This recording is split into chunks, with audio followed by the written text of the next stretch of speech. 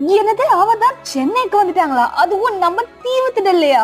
ஆமாங்க, டிஸ்னி வேர்ல்டே நம்ம தீவுத்திடலுக்கு கொண்டு வந்துட்டாங்கன்னு தான் சொல்லணும். இங்க நீங்க அவதார லைவா பார்க்கலாம்.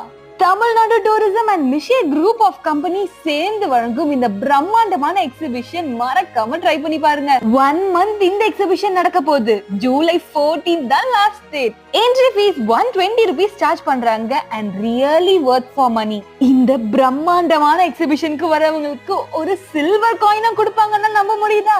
ஆமாங்க, டெய்லி லக்கி டிரா வின்னருக்கு சில்வர் காயின் கொடுக்கறாங்க.